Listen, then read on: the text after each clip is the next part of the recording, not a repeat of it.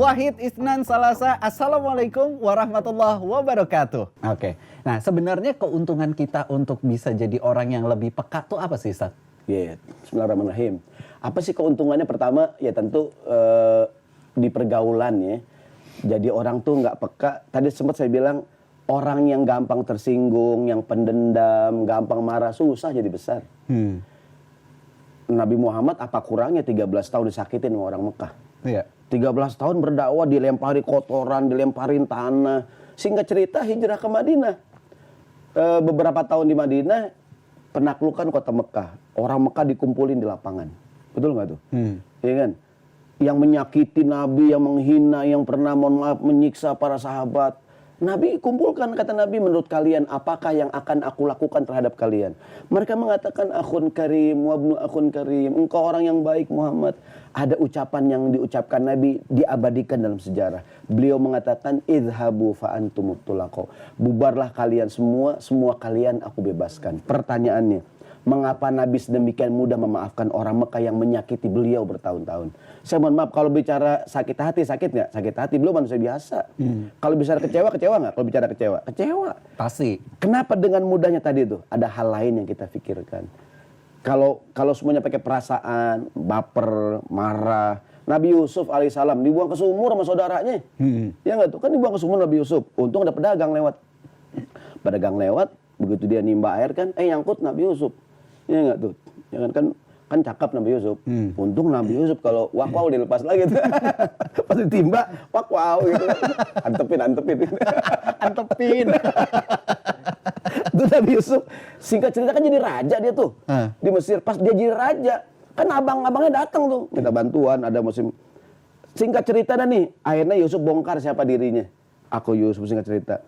Kemudian, apakah Nabi Yusuf ketika saudara minta maaf, dia balas dendam?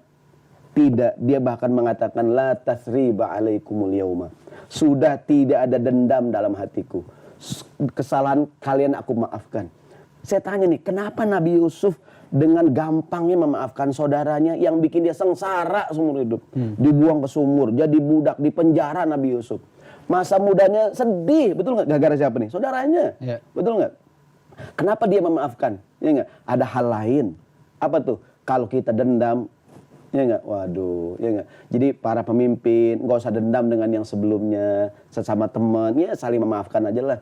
Semoga saya ulangi, kuping kita, kupingnya tebal, dadanya lapang, sumbunya panjang, mudah memaafkan. Cakep. Begitu tuh.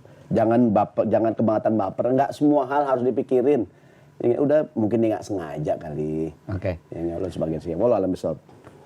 Nah, Sat, jadi kan tadi kita udah diajarin gimana caranya kita supaya kuping kita tebel, terus juga dada kita lapang, sumbunya panjang, nggak gampang meleduk jadi. Nggak gampang meleduk, apalagi di keadaan yang kayak sekarang nih, kayak misalkan kita lagi pandemi nih, ya kan, semuanya tuh serba nggak terkontrol gitu kan, di luar prediksi kita. Nah, kira-kira apa sih sebenarnya pelajaran dari kejadian-kejadian yang lagi terjadi akhir-akhir ini? Jadi begini kalau saya pikir sih, ini kan lagi ngomongin peka ya, peka, sensitif. Kadang-kadang Tuhan juga memberikan isyarat kepada kita. Bukan cuma istri kita ngasih kode sama kita. Ya enggak? Allah juga kasih isyarat tuh. Di Quran tuh ada ayat Bismillahirrahmanirrahim. Wa ma nursilu bil ayati illa takhwifa. Tidaklah kami kirimkan tanda-tanda kebesaran kami kecuali agar manusia menjadi takut dan kembali kepada Allah. Ada musibah, ada gunung meletus, ada tanah longsor, mohon maaf ada tsunami, sekarang ada pandemi. Kenapa Allah tunjukkan kehebatannya segala macam tuh? Agar kita sadar mau tobat kembali kepada Allah Subhanahu wa taala. Karena saya sih berpikir mungkin manusia sudah terlalu berlebihan ya, terlalu eksploitasi alam berlebihan gitu. Mungkin hal yang seharusnya nggak dikerjain. Maka ini Tuhan tunjukkan kebesarannya melalui virus yang virusnya kecil nggak kelihatan, tapi semuanya berhenti. Pengajian di rumah tuh nggak pakai penutupan. Kan lucu begini nih. Kan biasanya kalau di kampung Betawi tuh ya, kalau mau Ramadan penutupan. Ini di Mampang sana nih. Mampang. Itu ibu udah latihan kosidahan, mau penutupan, mau beli seragam. Tangan sampai udah pada kapalan tuh ya. Kagak jadi. Nggak ada penutupan, pada ngambek. Saya bilang mau gimana? Online dong. Penutupannya dibikin online. Ya. Nggak kedengeran. Nggak ada berkatnya. Sama ya.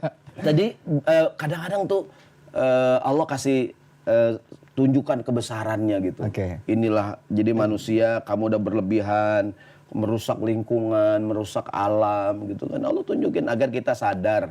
Bahkan beritanya di mana, di Eropa, di mana, yang katanya sungai-sungai sampai kelihatan tuh Yang di Itali. Di Itali. Itali. Ya kan? Kalau di kita tuh sampai julung-julung pada kelihatan. Julung-julung. Tahu nggak itu ikan julung-julung? Tahu. Yang lancip. Iya. Itu kalau hari biasa kagak kelihatan julung-julung. Sekarang kelihatan. Kelihatan ikan gapi segala macam. Ini got-got Jakarta. Ini ketahuan doyan mancing nih berarti nih. Apal bener nama-nama ikan nih. Karena orang tuanya bilang, Saroni ente jangan suka mancing. Orang mancing nggak maju-maju katanya. Bang kalau maju cuma rempang. Orang mancing mundur dong. Kalau maju jebur. Itu pesan almarhum Mbak Piane. Oke, ini besok kita akan bikinin acara stand up comedy untuk Ustaz Syaroni nih. Ini dari Bener, tadi orang ceritanya tuanya lucu-lucu begitu. banget nih. Mancing jangan nggak maju-maju orang mancing. Oke, jadi contoh dalam keseharian kita masalah peka itu adalah dengan kita peka tanda-tanda dari Allah gitu. Iya, jadi kadang-kadang nih ada peristiwa di alam semesta. Kenapa sih ada ini? Ini teguran. Oke. Ada teguran dari kita. Contoh Nabi Muhammad mengatakan cukuplah kematian nasihat buat kamu. Oke. Betul nggak tuh? Jadi kalau hari ini kita takziah orang yang meninggal dunia, sekarang ente nengokin orang, besok ente yang ditengokin orang.